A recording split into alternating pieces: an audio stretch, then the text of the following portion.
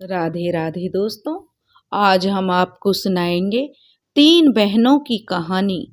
अगर आप हमारे चैनल पर नए हैं तो प्लीज़ हमारे चैनल को लाइक करें, सब्सक्राइब करें और शेयर करें। पुराने समय में एक राजकुमार था। वह रातों को अक्सर भेष बदलकर सिर्फ एक सेवक को अपने साथ रखकर नगर की सैर किया करता था और संसार की विचित्र बातें देखकर अपने ज्ञान को बढ़ाया करता था। जब उसके पिता बूढ़े हो गए और उनकी मृत्यु होने पर वह राजगद्दी का मालिक हुआ, तो उसने अपने साथ अब उस युवक को नहीं रखकर मंत्री को रखा। किंतु उसने भेष बदलकर नगर का घूमना अब भी जारी रखा था। उसके साथ सेवक के बजाय अब मंत्री होता था। एक दिन इसी तरह नगर में घूमते हुए वह एक गली में जा पहुंचा। वहां एक मकान के अंदर से कुछ स्त्रियों की बातचीत सुनाई दे रही थी। वह कान लगाकर उस दरवाजे के पास खड़ा हो गया और दरवाजे की दरारों से झांक कर देखने लगा, तो उसे एक दालान में तीन नवयुवतियां बातें करते हुए दिखाई दी। उनकी बातों से वे तीनों बहनें लग रही थीं। बड़ी बहन ने कहा, मुझे अच्छी अच्छी रोटियां खाने का शौक है। अगर मेरा विवाह शाही नानबाई से हो जाए तो मजा आ जाए। मझली बहन बोली, मैं तो तरह तरह के खाना खाने की शौकीन हूँ। अगर मेरा विवाह बादशाह के बावर्ची से हो जाए तो मजा आ जाए। छोटी बहन चुप रही।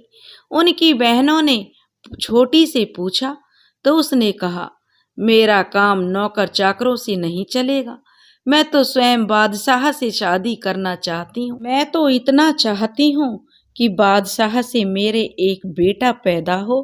एक ओर के केस उसके सोने के हों और दूसरी ओर के चांदी के।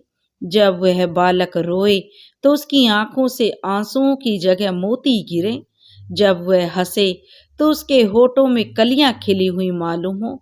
उसकी बड़ी बहन यह सुनकर हंसने लगी और बोली, तू तो हमेशा पागलों जैसी बातें करती है। बादशाह को इनकी बातचीत से जो बड़ा ही आश्चर्य हुआ। उसने मंत्री को आज्ञा दी कि इस घर को अच्छी तरह पहचान कर रखो। कल सुबह इन तीनों बहनों को मेरे सामने हाजिर करो। मंत्री ने दूसरे दिन राजा की आज्ञा का पालन किया और तीनों बहनों को बादशाह के समक्ष लाकर पेश कर दिया गया। बादशाह ने देखा छोटी बहन अपनी अन्य बहनों से कहीं अधिक सुंदर है। वह निगाहों से ही बुद्धिमान भी लगी। बादशाह उसे देखकर मुग्ध हो गया। फिर बादशाह ने कहा, तुम लोग कल रात को अपने दलान में बैठी हुई क्या बातें कर रही थी? ठीक ठीक वही बताना जो तुमने कहा था। खबरदार एक शब्द भी अगर गलत बोला तो देख लेना। याद रखो, तुम्हारी बातें कल मैंने खुद अपने कानों से सुनी थी। गलत बात कहोगी तो मुझे मालूम हो जाएगा। यह सुनकर तीनों बहनें सिर झुकाए बैठी रहीं। लज्जा और भय के कारण उनकी जबान बंद हो गई। पूछने पर उन्होंने कहा कि हमें कुछ याद नहीं है कि हमने क्या कहा था। बादशाह ने उन्हें तसल्ली देते हुए कहा, तुम लोग भूली कुछ भी नहीं हो। निडर होकर बताओ, कल रात आपस में क्या बातें कर रही थी? तुम कोई बुरी बात नहीं कर रही थी। मैं केवल अपने सामने एक बार फिर से तुम्हारी बातें सुनना चाहता हूँ। बादशाह का काम प्रजा की आवश्यकताएं पूरी करना होता है, इसीलिए जहां तक हो सकेगा मैं तुम्हारी इच्छाएं पूरी करूंगा। हाँ, ख्याल रहे तुम लोग वही कहना जो तुमने कल रात को कहा था। बयान बदला नहीं जाए। मजबूर होकर तीनों ने एक एक करके बताया कि पिछली रात वे क्या कह रही थी। बादशाह सुनकर मुस्कुरा उठे। उन्होंने अपने नानबाई और बावर्ची को बुलवाया और नानबाई को बड़ी और बावर्ची को मझली बहन का हाथ पकड़ा दिया और कहा, इन लोगों को बढ़िया रोटियां और सालन खिलाते रहना। उसने मंत्री को आदेश दिया किसी समय काजी और गवाहों को बुलाकर इनका निकाह भी करवा दिया जाए। छोटी के लिए कहा, जैसी इसकी इच्छा थी इसके साथ मैं ही विवाह करूंगा। यह विवाह पूरी शाही शान और शौकत से होगा, उसी तरह जैसे मैं किसी राजकुमारी को ब्याह रहा हूं। मेरी शादी की इसी समय से तैयारियां शुरू कर दी जाएं। यह कहने के बाद वह उठकर राज दरबार को चला गया। बड़ी ही जोर शोर से छोटी बहन के विवाह की तैयारियां होने लगी। मझली बहन की शादी और बड़ी बहन की शादी भी नानबाई और बावर्ची के साथ हो गई। छोटी का विवाह पूरी धूमधाम से बादशाह के साथ कुछ दिन बाद हुआ और उसे शाही जनाने खाने में पहुंचा दिया गया। दोनों बहनों को छोटी के भाग्य से बड़ी जलन हुई। वे सोचती थीं और आपस में कहा करती थीं कि छोटी तो एक बात मुंह से निकालने पर ही उसे तो राजपाट मिल गया और हम लोग उसकी एक तरह से जो नौकरानियां ही बन गई हैं। एक दिन बड़ी ने मजली से कहा, यह छोटी ऐसी कौन सी हूर की परी है जो इसे बादशाह से विवाह कर लिया। मुझे तो इस बात का बड़ा बुरा लग रहा है। मंजली बोली, बुरा तो जीजी मुझे भी लग रहा है, इसलिए बादशाह ने उसमें ऐसा क्या देखा जो उसे मलिका बना लिया। कही हुई बातों का क्या है, आदमी हर तरह की बातें करता है। मेरी समझ से तो छोटी नहीं बल्कि तुम बादशाह के योग्य थी। बड़ी ने कहा, मुझे भी यह देखकर आश्चर्य होता है कि बादशाह की क्या आंखें फूट गई थी जो उसने उस चुईया को मलिका बना लिया। उससे तो तुम 1000 दर्जे अच्छी हो। फिर दोनों ने सलाह की कि इस तरह कुढ़ने और एक दूसरे को तसल्ली देने से काम नहीं चलेगा। किसी तरह उसे खत्म कर दिया जाए या बादशाह की निगाहों में उसे गिरा दिया जाए, तभी हमारे मन को शांति मिलेगी। फिर भी उनकी समझ में नहीं आता था कि इसके लिए क्या उपाय किया जा सकता है, पर यह ठीक बात नहीं थी। जब वे दोनों छोटी बहन से मिलने जाती तो वह उनकी हैसियत का ख्याल नहीं करती, बल्कि बहनों से इस तरह अपनेपन से और अपनी बहनों की इज्जत करती और कभी भी उन्हें ऐसा न लगे कि वह उन्हें नीचा दिखा रही है। वह अपनी दोनों बहनों से बहुत प्यार करती थी। सभी लोग जानते थे कि दोनों नौकरों की पत्नियां हैं और उसकी बहन रानी है। बादशाह भी अपने सेवकों की पत्नियों को क्यों खातिर में लाता। कुछ महीनों बाद रानी को गर्भ रहा। यह सुनकर बादशाह को बड़ी खुशी हुई। अब उन दोनों ने अपनी छोटी बहन से कहा कि हमें इस बात से बहुत प्रसन्नता हुई है कि तुम जो माँ बनने वाली हो। हम दोनों की इच्छा है कि तुम्हारी प्रसूति और उसके 40 दिन बाद तक तुम्हारी देखभाल हम पूरी तरह से अच्छी तरह से करें। मलिका ने कहा, इससे अच्छा और क्या हो सकता है। तुम दोनों तो मेरी माजाई बहन हो, तुमसे बढ़कर भला मेरी देखभाल कौन करेगा। तुम अपने पतियों के द्वारा यह आवेदन बादशाह के सामने पेश कर दो, आशा है वे इसे स्वीकार कर लेंगे। उन्होंने अपने अपने पतियों के द्वारा बादशाह से यह आवेदन किया तो बादशाह ने कहा कि मलिका से पूछकर ही यह जो तुम्हें बताएंगे। उसने अपनी मलिका से पूछा तो वह खुशी खुशी तैयार हो गई, क्योंकि उसने तो पहले ही उनके मन की बात जान ली थी। बादशाह ने कहा, मेरी समझ से मैं भी यही बात ठीक रहेगी। वे कुछ भी हों, हैं तो तुम्हारी बहनें, गैरों से तो अधिक अच्छी हैं, अच्छी तरह तुम्हारी देखभाल करेंगी। इस बातचीत के बाद बादशाह ने दोनों बहनों को प्रसूति के समय मलिका की देखभाल करने की अनुमति दे दी। वे दोनों बहनें अब महल के अंदर रहने लगी। अब उन्हें अपनी दुष्टता को जो दिखाने का पूरा अवसर मिल गया। जब मलिका की प्रसूति का समय आया तो उन्होंने सारी दासियों को वहां से हटा दिया। मलिका ने एक बहुत ही सुंदर से पुत्र को जन्म दिया। इससे उन दोनों की डाह और बढ़ी। उन्होंने चुपचाप उस बच्चे को महल के बाहर पहुंचा दिया और एक मरा हुआ पिल्ला लाकर रख दिया। बच्चे को उन्होंने एक कंबल में लपेटकर एक पिटारी में रखा और एक नहर में बहा दिया। और महल में आकर दासियों को दिखाया कि मलिका ने तो मरा हुआ पिल्ला जना है। सब लोगों को इस पर बड़ा आश्चर्य हुआ, किंतु बादशाह को जब यह मालूम हुआ तो उसका क्रोध से बुरा हाल हो गया। वह कहने लगा, ऐसा मरा पिल्ला जनने वाली रानी का मैं क्या करूंगा? मैं तो उसे मरवा दूंगा। संयोग से मंत्री भी वहीं मौजूद था। उसने समझा बुझाकर बादशाह को, जो बादशाह का क्रोध शांत किया। जिस नहर में ईर्ष्या के कारण बहनों ने बच्चे वाली टोकरी बहाई थी, वह शाही बागों के अंदर से जाती थी। सारे शाही बागों के जो व्यवस्था थी, यानी बागों का जो दरोगा था, उसका स्थान उसी नहर के किनारे था। उसने नहर में टोकरी बहते हुए देखा तो एक माली से कहकर उसे निकलवाया, क्योंकि नहर में इधर उधर की चीजें नहीं आनी चाहिए थी। जब उन्होंने टोकरी को बाहर निकालकर देखा तो एक अत्यंत सुंदर बालक था। दरोगा यह देखकर बहुत ही आश्चर्यचकित हुआ कि टोकरी में रखा बच्चा नहर में कैसे आ गया, लेकिन उसने अधिक सोच विचार नहीं किया, और क्योंकि वह निपुता था, उसके कोई औलाद नहीं थी। अब वह दरोगा बच्चे को उठाकर अपनी पत्नी के पास ले गया और कहा, भगवान ने यह बच्चा हमें दिया है। उसकी पत्नी भी बड़ी प्रसन्न हुई और बच्चे को अपने पुत्र की तरह पालन पोषण करने लगी। दूसरे बरस मलिका ने फिर एक और पुत्र को जन्म दिया। इस बार भी उसकी बहनों ने ऐसी ही दुष्टता की।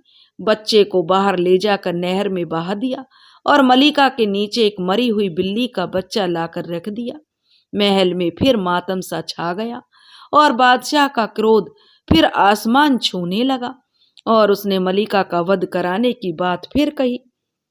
इस बार भी वही बुद्धिमान मंत्री जो वहीं पर मौजूद था, उसने भी राजा को समझा बुझाकर मलिका को मारने से रोक दिया। मलिका पहले से अधिक अपमान की स्थिति में रहने लगी। इधर जिस टोकरी में बच्चा रखा गया था, वह फिर बागों के दरोगा के हाथ लगी। वह इस बच्चे को भी पहले की भांति पालने लगा। कुछ दिनों बाद मलिका को फिर से जो गर्भ रह गया। बादशाह को आशा थी कि इस बार की संतान ठीक ठाक होगी, लेकिन दोनों दुष्ट बहनें अब भी वहां मौजूद थीं। उनके मुंह तो खून लग चुका था। इस बार मलिका के बेटी हुई।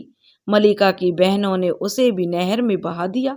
उस टोकरी को भी बागों के दरोगा ने निकलवा लिया और ईश्वरीय देन समझकर उसका भी पालन पोषण करने लगा। उधर दुष्ट बहनों ने यह फैला दिया कि मलिका ने छुछुंदर जना है। इस बार बादशाह अपना क्रोध बिल्कुल नहीं संभाल पाया और उसने कहा, ऐसे जीव जंतुओं को पैदा करने वाली रानी से बदनामी होगी, इसे जरूर मरवा देना होगा। दयालु मंत्री ने उनके पैरों पर गिरकर कहा, हे राजन, आप कुछ न्याय अन्याय का विचार करें। इसमें रानी का क्या अपराध है? आपकी बदनामी वाली बात तो ठीक है, तो इसके लिए यह करें कि मलिका के पास जाना छोड़ दें। बादशाह ने कहा, तुम इतना कहते हो तो उसे जान से नहीं मारूंगा, लेकिन मैं सजा जरूर दूंगा। और राजा भी ने कहा कि ऐसी सजा दूंगा जो मृत्यु दंड से भी बढ़कर कष्टकारक होगी। इस बार सजा के बारे में मैं तुम्हारी कोई बात नहीं सुनूंगा। यह कहकर उसने शाही इमारतों के निर्माता को बुलाकर कहा कि जामा मस्जिद के ठीक सामने एक कैद खाना बनाओ और उसका द्वार खुला रहे, और मलिका को एक लकड़ी के पिंजरे में उसमें जो कैद करके बंद कर दिया जाए। वहां एक शाही फरमान लगाया जाए, जो भी नमाज पढ़ने आए मस्जिद में जाने से पहले मलिका के मुंह पर थूक कर जाए। जो आदमी ऐसा नहीं करे उसे भी वही सजा दी जाएगी जो मलिका को दी जा रही है। मंत्री यह सुनकर चुप रहा, लेकिन सोचने लगा, मलिका को जो सजा दी जा रही है वह उसके योग्य तो उसकी बहनें हैं। खैर, बादशाह ने जिस तरह कहा था उसी तरह का कैद खाना और पिंजड़ा तैयार किया गया। मलिका को उसमें रखा गया। दिन भर सैकड़ों नगर निवासी मस्जिद में नमाज पढ़ने जाते और नमाज से पहले मलिका के मुख पर थूका जाता। उन्हें इस बात का बड़ा दुख होता कि वे निर्दोष मलिका को दंडित कर रहे हैं, लेकिन क्या करते, बादशाही आदेश था और दंड का भय भी बेचारी मलिका भी ईश्वरीय इच्छा समझकर सब कुछ सह रही थी।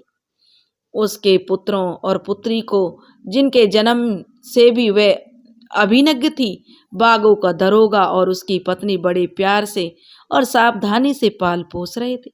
तीनों बच्चों को खेलता देखकर उन लोगों को अपार हर्ष होता था। वे कुछ बड़े हुए तो दरोगा ने बड़े लड़के का नाम बहमन और छोटे बेटा का नाम परवेज रखा। लड़की का नाम परिजाद रखा। जब वे लोग कुछ और बड़े हुए तो बागों के दरोगा ने उनकी शिक्षा दीक्षा के लिए विद्वानों और विभिन्न कलाओं के विशेषज्ञों को नियुक्त किया। तीनों की शिक्षा एक साथ होती। परिजाद जो भी बुद्धि में अपने भाइयों से बिल्कुल कम नहीं थी, विभिन्न विषयों और उन्हीं की भांति वह भी उनमें पारंगत हो गई। तीनों ने काव्य, इतिहास, गणित आदि सभी प्रचलित भाषाएं सीखी और सभी विद्याएं सीखी। तीनों की बुद्धि इतनी तीक्ष्ण थी कि उनके जो गुरु कहने लगे कि यह लोग तो कुछ ही दिनों में हमसे भी बढ़कर विद्वान हो जाएंगे, इन्हें तो कोई बात सीखने की देर ही नहीं लगती। लिखने पढ़ने के अलावा उन्होंने घुड़सवारी, धनुष विद्या और शस्त्र संचालन आदि की शिक्षाएं भी ले ली। जल्दी इनमें भी वे प्रवीण हो गए। इसके अलावा परिजाद ने गाना और वादन की भी सीख लिया। दरोगा का ख्याल तो पहले भी था कि यह लोग शाही महल में जन्मे होंगे। अब उन्हें विश्वास हो गया। उसे अपना छोटा सा घर उनके रहने के लिए जो उपयुक्त नहीं लगता था, उसने शहर के बाहर जंगल के समीप उनके लिए विशाल भवन बनाना शुरू किया। दरोगा ने अपनी देख रेख में वह भवन बनवाया और जब वह तैयार हो गया तो उसकी दीवारों पर जो अच्छी अच्छी कला कीर्ति और कलाकारों के द्वारा बड़े बड़े सुंदर चित्र बनवाए और महल को हर प्रकार की सुंदर और मूल्यवान सामग्रियों से सजाया गया। उनके पास ही उसने बड़ी मनोरम पुष्प वाटिका बनाई जहाँ लोग मन बहलाया करें। इसके अतिरिक्त एक बड़ा भूमि क्षेत्र घिरवा कर उसमें बहुत से जंगली जानवर रखवाए ताकि लोग घर के समीप ही शिकार खेल सकें, क्योंकि स्वस्थ रहने के लिए शिकार एक अच्छी कसरत है। महल में बन जाने पर दरोगा ने बादशाह से निवेदन किया कि मैंने जंगल के पास एक नया मकान बनवाया है। आपकी अनुमति हो तो मैं बाग के एक छोटे से मकान को छोड़कर नए मकान में रहूं। बादशाह उससे खुश था, इसलिए उसने तुरंत अनुमति दे दी। इससे कुछ वर्ष पूर्व दरोगा की पत्नी का देहांत हो गया। महल बनवाने में उसका कुछ उद्देश्य पत्नी की मृत्यु का दुख भुलाना भी था, किंतु महल बनने के कुछ महीनों बाद ही वह दरोगा अचानक बीमार होकर मर गया। उसने काफी धन दौलत छोड़ी थी और उन तीनों को जीविका की कोई चिंता नहीं थी, किंतु उसकी अचानक मौत से उन तीनों बहन भाइयों को बड़ा दुख हुआ।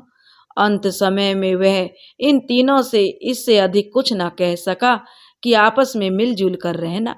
उसके मरने पर उसका विधि पूर्वक अंतिम संस्कार करके तीनों भाई मिलकर रहने लगे।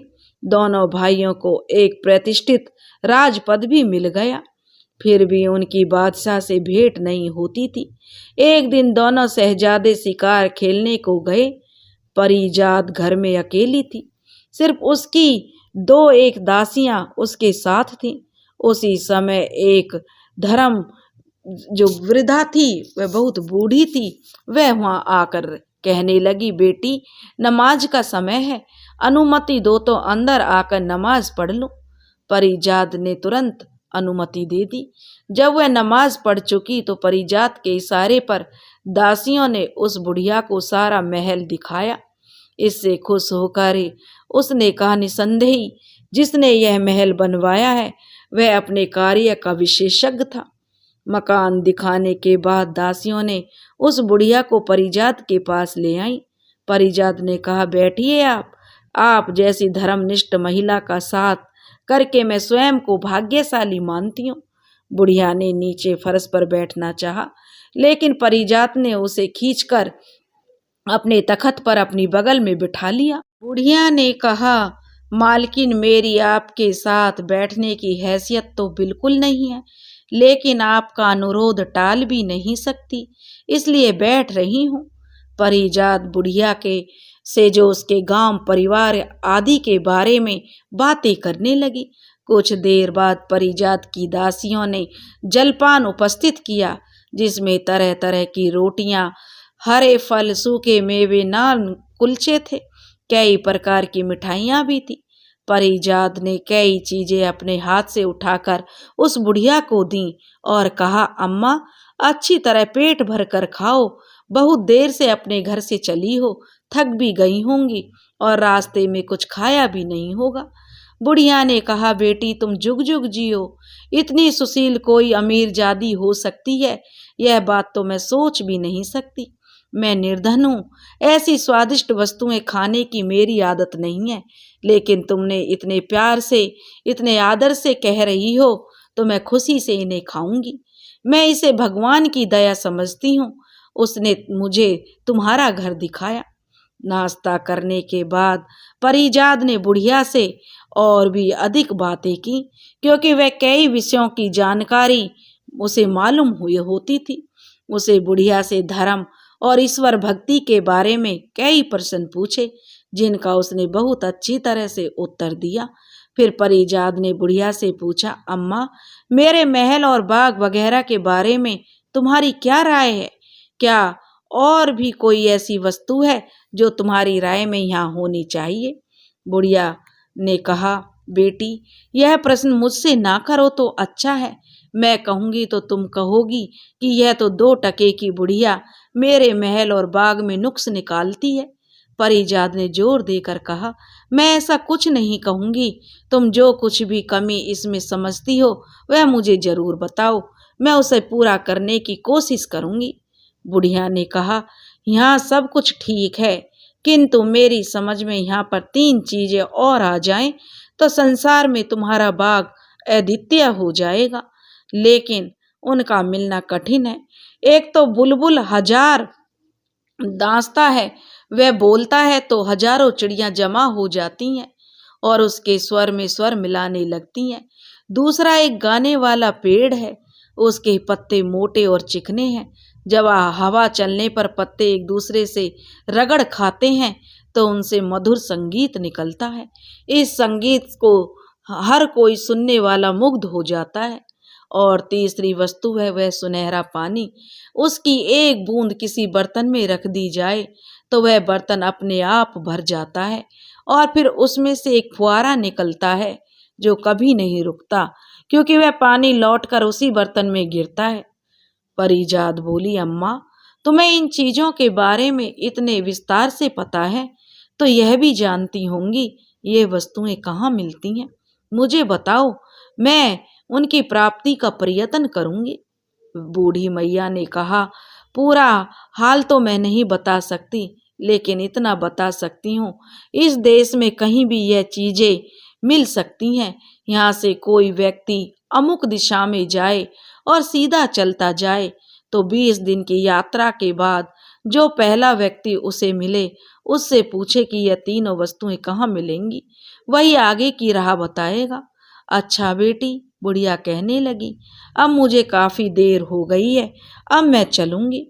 बुढ़िया को क्या मालूम था कि परिजात इतनी साहसी लड़की है कि खुद इन चीजों की तलाश में निकल पड़ेगी, इसलिए उसने विस्तार से वह सब कुछ बता दिया जो उसे मालूम था। परिजात ने उसकी बताई हुई एक एक बात याद रखी। वह इस चिंता में पड़ गई कि ये तीनों चीजें कैसे भी प्राप्त की जाएं। कुछ देर बाद दोनों शहजादे शिकार से वापस आए तो देखा कि बहन तो गहरी चिंता में डूबी हुई है। उन्होंने कहा, क्या बात है परिजात, तुम्हारी कुछ तबीयत खराब है या कोई बात तुम्हारी मर्जी के खिलाफ हो गई? परिजात ने सिर झुकाकर कहा, नहीं भाई, ऐसी कोई बात नहीं है। बहमन ने कहा, यह तो तुम झूठ बोल रही हो, कुछ ऐसा तो जरूर है जो तुम्हें दुख दे रहा है। अगर तुम नहीं बताओगी तो हम तुम्हारे पास से उठकर नहीं जाएंगे। तब परिजात ने देखा कि दोनों भाई बात जानने के लिए अड़े हुए हैं, तो उसने कहा, मैं तुम्हें इसलिए नहीं बताती कि जो मैं कहूँगी उन्हें तुम सुनकर तुम चिंता और कष्ट में पड़ जाओगे। जब तुम जिद कर रहे हो तो बताए देती हूँ। हमारे पिता ने यह महल हमारे लिए बनवाया था और अपनी समझ से उन्होंने सुंदरता और सजावट की कोई चीज यहाँ लाने में कसर नहीं छोड़ी। मैं भी अभी तक यही समझती थी, इसमें कोई कमी नहीं है, किंतु आज मुझे 3 चीजों के बारे में मालूम हुआ। अगर यहाँ वे तीनों चीजें आ जाएं तो हमारा महल अद्वितीय हो जाएगा। शहजादों ने कहा, ऐसी कौन सी चीज है वे परिजात? तो परिजात बोली, एक तो आदमियों जैसा बोलने वाला बुलबुल 1000 दांसता है, जिसका संगीत सुनने और जिसके स्वर में स्वर मिलाकर गाने के लिए हजारों पक्षी आ जाते हैं। दूसरा गाने वाला पेड़ है, जिसके पत्तों से रगड़ खाने से संगीत निकलता है। तीसरा सुनहरा पानी है, जिसकी एक बूंद से ही कभी खत्म नहीं होने वाला फुहारा बन जाता है। और मैं इसी चिंता में हूँ कि उन्हें कैसे प्राप्त करूं। बहमन ने कहा, अगर तुम यह बता दो कि यह कहाँ और किस दिशा में मिलेंगी तो कल सुबह ही मैं रवाना हो जाऊंगा। परवेज ने उसे देखकर कहा, भैया तुम्हारी बुद्धि और बल में संदेह कतई नहीं है, किंतु अच्छा हो अगर तुम यहाँ रहकर यहाँ के काम काज संभालो। बहमन बोला, साहस और बुद्धि तो तुम में भी कम नहीं है भाई, लेकिन मैं बड़ा हूँ, इसलिए इस मामले में आगे मुझे को होना चाहिए। दूसरे दिन बहमन ने अपनी बहन से पूरी जानकारी ली और अस्त्र शस्त्र लेकर घोड़े पर बैठ गया। अब परिजात उसे देखकर रोने लगी और बोली, भैया मैं बड़ी दुष्ट हूँ जो अपने जरा से शौक के लिए तुम्हें मुसीबत में फंसा रही हूँ। मैं अपनी मांग वापस लेती हूँ। अब कभी इन तीनों चीजों में से एक का भी जिक्र नहीं करूंगी। तुम मत जाओ। बहमन ने कहा, एक बार कमर कसकर मैं पीछे नहीं हटता बहन। अगर मैं यह सफर नहीं करता तो हमेशा मेरे दिल में यह खटक रहेगी कि मैं कायर हूँ। और बहमन ने अपनी बहन को एक खंजर दिया और कहा कि जब तक ये खंजर ठीक है मैं सकुशल हूँ, लेकिन अगर इसमें से खून की बूंदें टपकने लगें तो समझ लेना मैं जीवित नहीं हूँ। यह सुनकर परवेज और परिजात और अधीर हो गए और बहमन से कहने लगे कि ऐसी खतरनाक यात्रा ना करो, लेकिन बहमन ने उनकी बात नहीं सुनी और घोड़ा दौड़ा दिया। बहमन सीधी राह पर लग गया। उसने ध्यान से कहीं दाएं बाएं न मुड़ा। जाए और फारस की राजधानी से 20 दिन की राह पूरी करने पर वह सोच रहा था आगे जाऊं या ना जाऊं, तभी उसे एक अजीब सा दृश्य दिखाई दिया। एक घने पेड़ के नीचे एक झोपड़ा सा बना हुआ था। उसके बाहर एक बूढ़ा बैठा हुआ था, जिसे ध्यान से देखने पर महसूस होता था कि वह कोई आदमी है। आदमी बैठा है। उसके बाल बर्फ की तरह सफेद थे। उसके सर, दाढ़ी, मूछें और भौं के बाल इतने बढ़ गए थे कि उसका शरीर बालों से ढक गया था। उसके हाथ और पैरों के नाखून बहुत बड़े हुए थे और कीलों की तरह मालूम होते थे। उसके शरीर पर एक लंबी टोपी खड़ी हुई थी। उसने अपना शरीर एक चटाई से ढक रखा था। उसके ऊपर उसके बाल पड़े हुए थे। बहमन ने देखकर समझ गया कि वह कोई तपस्वी सिद्ध है जो ऐसे दुर्गम और निर्जन स्थान में अकेला बगैर खाए पिए रहता है। बहमन को तलाश थी उस स्थान की। कोई आदमी मिले, क्योंकि वहां पहला मिलने वाला उसे ही उसके स्थान का पता बता सकता था। वह यह भी समझ गया कि पहला और आखिरी आदमी यहाँ यही मिल सकता है और यह भी संभावित है कि ऐसी दुर्लभ वस्तुओं का पता किसी तपस्वी को ही होगा। बहमन घोड़े से उतरा और उसने उस वृद्ध तपस्वी के पास जाकर प्रणाम किया। बहमन को उस जगह से जहाँ वृद्ध का मुख हो सकता था कोई ध्वनि तो सुनाई दी, किंतु उसकी समझ में कुछ नहीं आया। कुछ देर बाद बहमन ने समझ लिया कि मूंछों और दाढ़ी के घने बालों से बूढ़े सिद्ध का मुख इस तरह बंद हो रखा है कि उसकी आवाज घुटकर रह जाती है। उसने अपना घोड़ा एक पेड़ से बांधा और तपस्वी के पास आ गया। अपनी जेब से एक छोटी सी कैंची निकाली। फिर वह बोला, तपस्वी पिता, तुम्हारी बात मेरी समझ में तो बिल्कुल नहीं आई। अगर आप अनुमति दें तो मैं तुम्हारी भौहें और मूछें छांट दूं। इसके कारण तुम्हारी सूरत आदमी के बजाय रीछ जैसी मालूम होती है।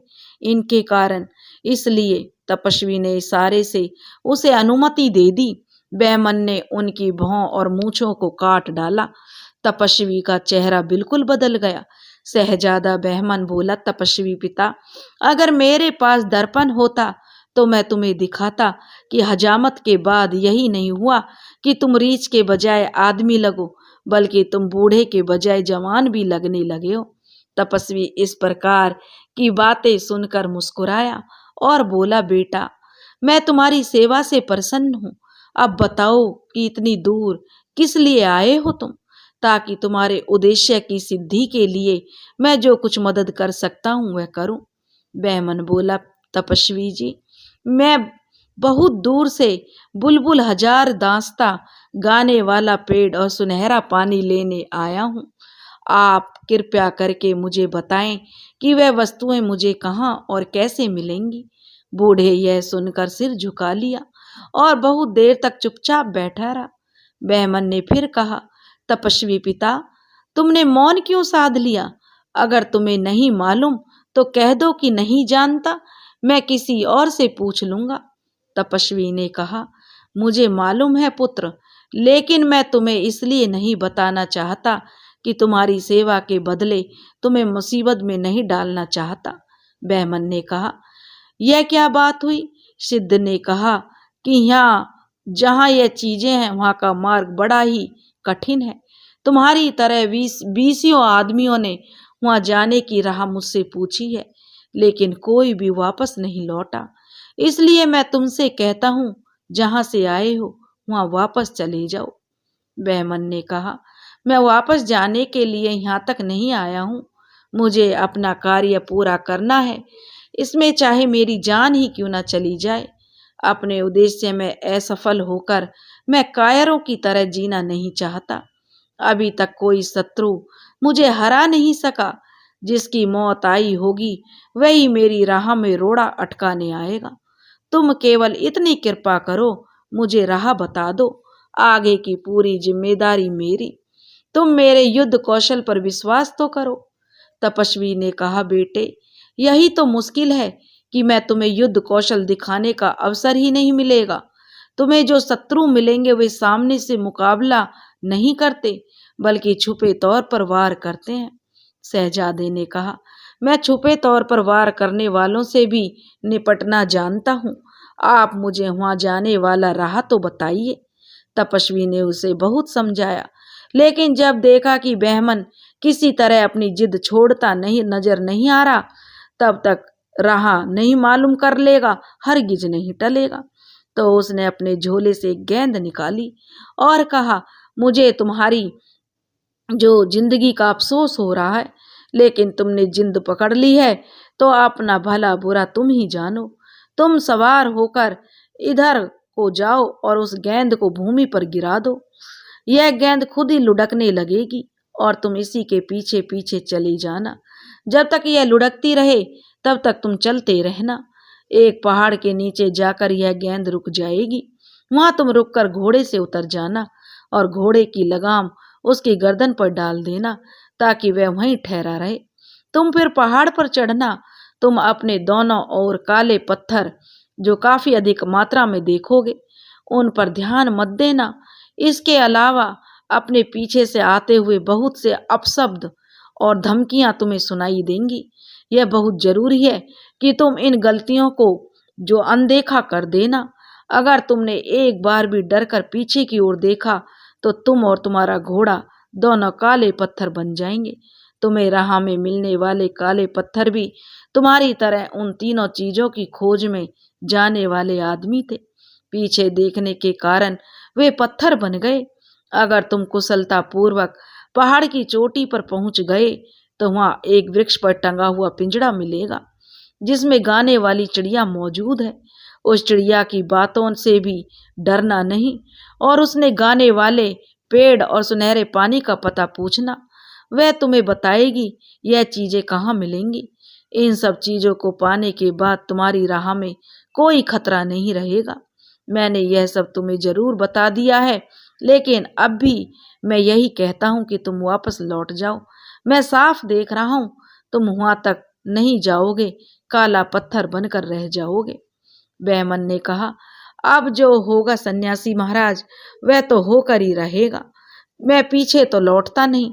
यह कहकर शहजादे ने घोड़ा खोला और उस पर सवार होकर तपस्वी ने दी हुई गेंद गिरा दी। गेंद लुढ़कते हुए आगे चली। काफी दूर चलने पर गेंद एक पहाड़ की तलहटी पर जाकर रुक गई। ऊपर जाने के लिए एक तंग रास्ता था। शहजादे ने घोड़े से उतरकर उसकी गर्दन पर लगाम डाली और पहाड़ पर चढ़ने लगा। कुछ दूर जाने पर उसे बड़े बड़े काले पत्थर दिखाई दिए। उसके आगे 4-5 ही चला होगा कदम कि पीछे से बड़ी ही अप्रिय आवाजें आने लगी। कोई आवाज होती है, कौन बेवकूफ आगे जा रहा है, पकड़ो इसे अभी। कभी आवाज आती है तो बड़ा दुष्ट है, इसे पकड़कर मार डालो। कभी चीखती कभी गरजती आवाजें आती, वह जा रहा है चोर खूनी बदमाश, इसे घेर लो। कभी हल्की सी आवाज आती, इसे पकड़कर बांधे रखना, ये बोलती चिड़िया को चुराने के लिए आया है। कभी कोई यह कहता जान पड़ता कि यह वहां पहुंच कहाँ पाएगा, रास्ते में छुपे खड्डे में गिरकर मर जाएगा। पहले बहमन ने इन आवाजों की उपेक्षा की, फिर अपनी राह पर बढ़ता चला गया, किंतु यह आवाजें कम होने के बजाय कदम कदम पर तेज होती गईं। उसके कानों के पर्दे फटने लगे, दिमाग सुन्न हो गया। तपस्वी ने उसे जो बताया था वह उसके दिमाग से निकल गया और एक बार डर कर उसने पीछे देखने लगा। तुरंत ही वह घोड़ा और दोनों बहमन काले पत्थर के रूप में बदल गए। अपनी कुशलता की सूचना देने के लिए जो खंजर बहमन ने परिजाद को दिया था, उसे रोजाना म्यान से निकालकर वह देखती थी। जिस दिन बहमन काला पत्थर बन गया, उस दिन भी जो उस खंजर से खून टपकता हुआ दिखाई दिया, तो वह चिल्ला चिल्ला कर रोने लगी और सिर पटक पटक कर कहने लगी, हाय भैया, मेरी नादानी से तुम्हारी जान चली गई। ना जाने किस मनहूस घड़ी में वह कमबख्त बुढ़िया आई थी, ना वह आती और ना यह झंझट होता। मक्कार ने मुझे बेकार के लालच में डाल दिया। मैंने उसके साथ ऐसा अच्छा व्यवहार किया और उसने मुझे इसका ऐसा बदला दिया। अब मिले तो मैं उस कलमुही की बोटियां नोच लूं। मेरे प्यारे भाई की जान उसी के दिलाई लालच के कारण गई है। हे भगवान, तू मेरे भैया को जिंदा घर लौटा दे, चाहे मेरी मौत भेज दे। भैया ना रहे तो मैं चिड़िया और पेड़ और पानी का पाकर भी क्या करूंगी। मुझे ये चीजें नहीं चाहिए, मुझे और कुछ नहीं चाहिए, मुझे सिर्फ मेरा भाई चाहिए। परिजात बहमन की बातों को याद करके देर तक रोती रही। परवेज भी आंसू बहाता रहा। फिर उसने कहा, परिजात, अब रोने धोने से कुछ नहीं होगा। अब मैं जो कहता हूं वह करो। मैं पता लगाऊंगा कि भैया किस प्राकृतिक कारण से मरे हैं, या किसी शत्रु ने उन्हें मारा है। किसी ने उन्हें मारा होगा तो मैं उसे जिंदा नहीं छोड़ूंगा। भैया की मौत का बदला जरूर लूंगा। परिजात ने बहुत समझा कर उसे रोका, परंतु वह नहीं रुका। वह बोली, मैंने एक भाई तो खो दिया, दूसरे को मौत के मुंह में नहीं जाने दूंगी। बड़े भैया तुमसे कोई कम बहादुर नहीं थे। लेकिन परवेज ने उसकी एक बात भी नहीं सुनी। दूसरे दिन सुबह ही अपनी यात्रा पर निकल जाने की तैयारियां शुरू कर दी। दूसरे दिन रवाना होने से पहले परिजात रोप कर बोली, बड़े भैया तो अपनी कुशलता जानने की राह भी बताकर गए थे, तुम्हारा हाल मुझे कैसे मालूम होगा। परवेज ने उसे मोतियों की एक माला दी। उसने कहा, देखो परिजात, इसके सारे मोती अलग अलग हैं। इसे उंगलियों पर चलाने पर एक एक मोती उंगली में आता है। जब तक यह मोती ऐसे ही रहें तो समझ लेना कि मैं ठीक ठाक हूँ। जिस दिन एक दूसरे से यह मोती चिपक जाएं और माला ना फेरी जाए तो समझ लेना कि मैं भी दुनिया में नहीं रहा। ऐसा कहकर परवेज निकल पड़ा।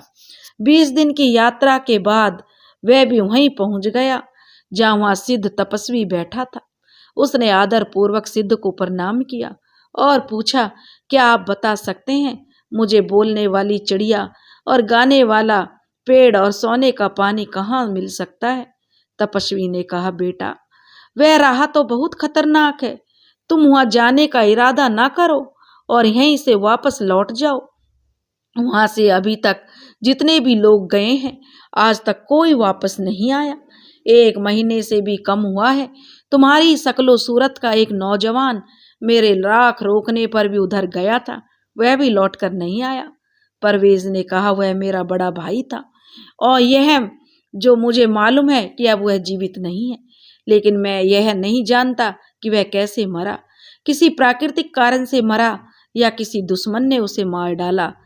तब सिद्ध तपस्वी ने कहा, मैं तुम्हें बताता हूँ, बहुत से आदमी मेरी चेतावनी के बावजूद भी उस राह पर गए और काले पत्थर बनकर वहीं रह गए।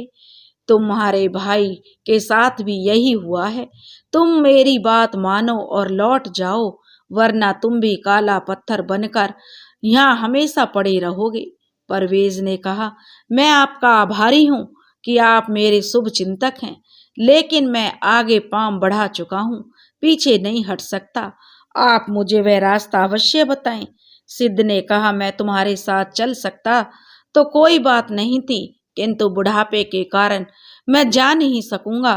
तुम जिद करते हो तो जाओ, यह गेंद लो, इसे जमीन पर रखोगे तो यह अपने आप तुम्हें पता बता देगी और इसकी सीध में तुम चलते जाना और यह सब चीजों का पता बताएगी। परवेज सिद्ध को माथा नवाकर सवार होकर चल दिया। गेंद उसे रास्ता दिखाती जा रही थी। कुछ देर बाद एक पहाड़ की तलहटी में जाकर गेंद रुक गई। परवेज घोड़े को वहीं खड़ा करके पहाड़ पर चढ़ने लगा। 2-4 कदम ही चढ़ा होगा कि उसने सुना कि पीछे से कोई डांट कर कह रहा था, अबे ओ बदमाश, बदतमीज, कहाँ बढ़ा जा रहा है? रुक जा कमबख्त, तुझे सजा देता हूँ। परवेज को जल्दी क्रोध आ जाता था। उसने गालियां सुनी तो उसका खून खौल उठा। वह तपस्वी द्वारा बताई गई चेतावनी को भूल गया। उसने म्यान से तलवार खींच ली और पलटकर देखा कि गाली देने वाले के टुकड़े टुकड़े कर दूं, किंतु पीछे देखते ही वह काले पत्थर का ने जो बदल गया और उसका घोड़ा भी। यही हाल हुआ परवेज के जाने के बाद परिजात बहमन की यात्रा के समय से भी अधिक ज्यादा चिंता में रहती थी। वह बहमन के दिए खंजर को तो कभी कभी देखती थी, किंतु परवेज की दी हुई माला को अपने गले में ही डाले रखती थी। हमेशा उसके मोतियों पर हाथ फेरकर उनकी दशा देखती रहती थी। ज्यों ज्यों परवेज काले पत्थर की शिला के रूप में परिवर्तित हुआ, उसके कुछ ही देर बाद परिजात को उसकी मृत्यु का हाल मालूम हो गया, क्योंकि माला के मोती एक दूसरे से चिपक गए कि माला फेरना असंभव था। परिजात उस समय तो दुख के कारण अचेत हो गई, किंतु जब होश आने पर उसने फैसला किया कि वह दोनों भाइयों को मौत के मुंह में भेजने के बाद अब इस जीवन का उसके का कोई अर्थ नहीं है। उसने भी घुड़सवारी और शस्त्र चालन की शिक्षा ली थी। उसने में भी साहस की कमी नहीं थी। उसने मर्दाने कपड़े पहने, हथियार लगाए और घोड़े पर सवार हो गई। उसने अपने घर के प्रबंधक को आदेश दिया कि जब तक वापस ना आ जाए वह खुद महल की देखभाल करे और किसी प्रबंधक की कमी ना हो पाए। 20 दिन तक घोड़े पर चलने के बाद वह भी उसी तपस्वी सिद्ध पुरुष के पास पहुंची। उसने प्रणाम करके बोली, सिद्ध पिता, कृपया मुझे बताएं, बोलने वाली चिड़िया और गाने वाला पेड़ और सुनहरा पानी कहाँ मिलेगा? उस बूढ़े ने कहा, तुमने कपड़े तो आदमियों जैसे पहने हैं, किंतु लग तो तुम स्त्री जैसी रही हो।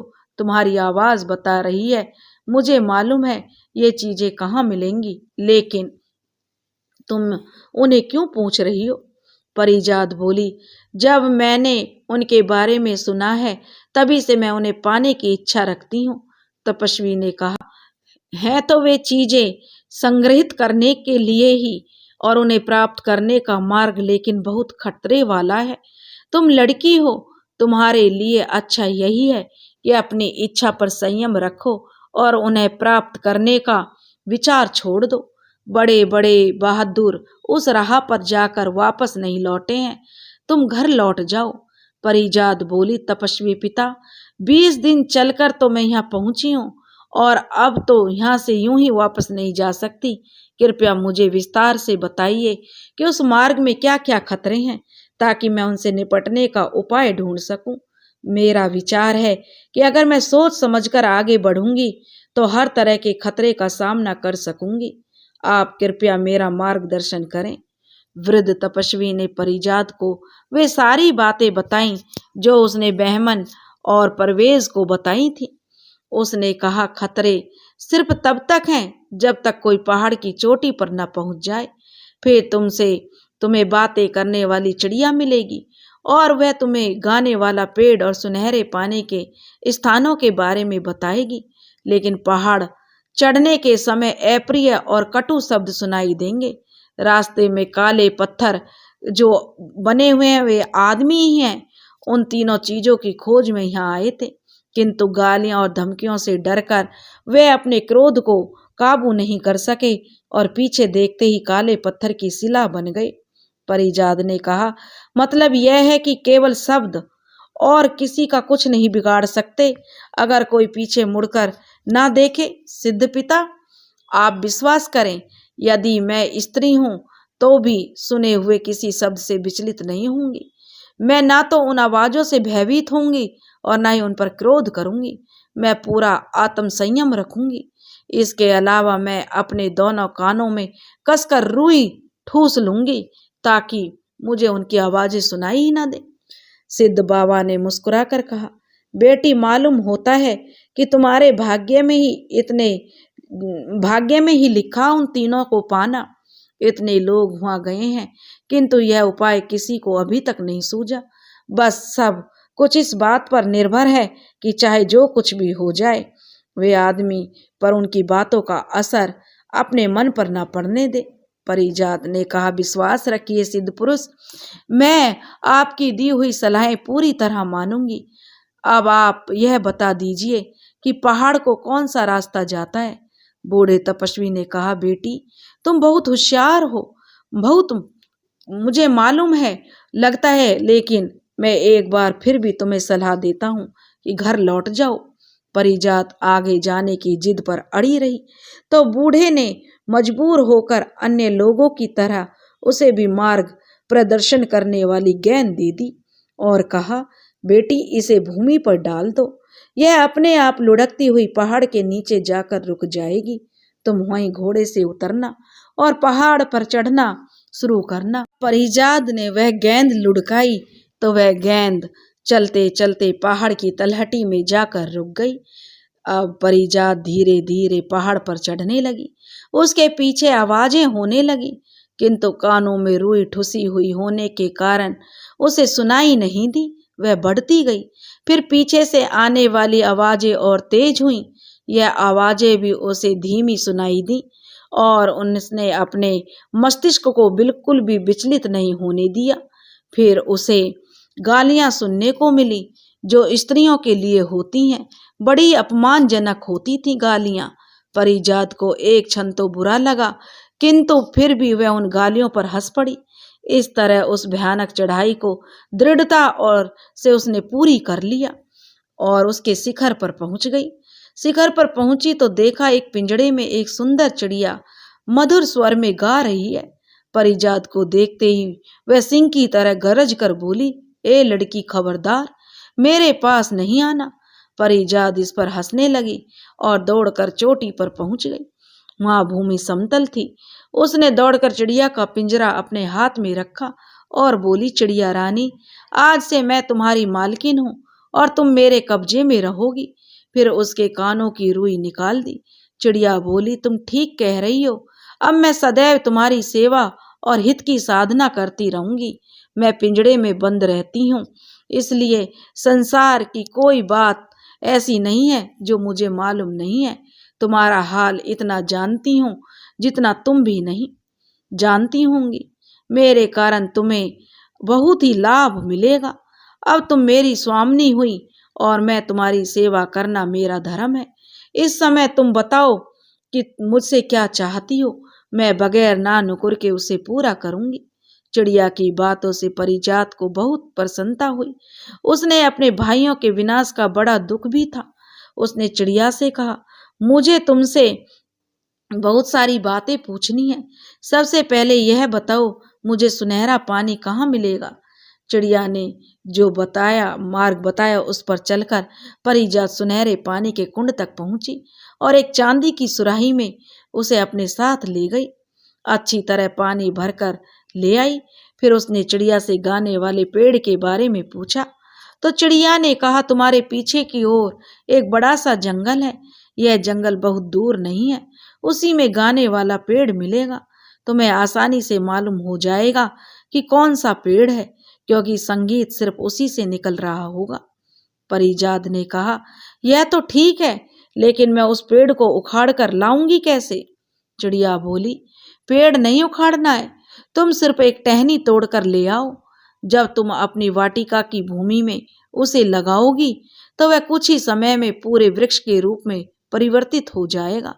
देखने वाले हैरान होंगे कि एक ही दिन में एक भरा पूरा पेड़ कैसे आ गया। परिजात चिड़िया के बताए रास्ते पर चलकर जंगल में गई और वहां से गाने वाला पेड़ की टहनी तोड़ लाई। वह बहुत प्रसन्न थी। तीनों चीजें मिल गईं। फिर भी उसने अपने भाइयों का ख्याल उसके दिमाग में बना हुआ था। उसने चिड़िया से पूछा, यहाँ आने की राह में मेरे दोनों भाई काले पत्थर बने पड़े हैं। क्या यह संभव है कि मैं उन्हें फिर से जीवित करूं? मैं तो यह नहीं पहचानती कि उन पत्थरों में से कौन से मेरे भाई हैं। चिड़िया ने कहा, तुम यह करो कि सुराही में से जो सुनहरा पानी लाई हो उसकी एक एक बूंद सारे शिलाखंडों पर डाल दो।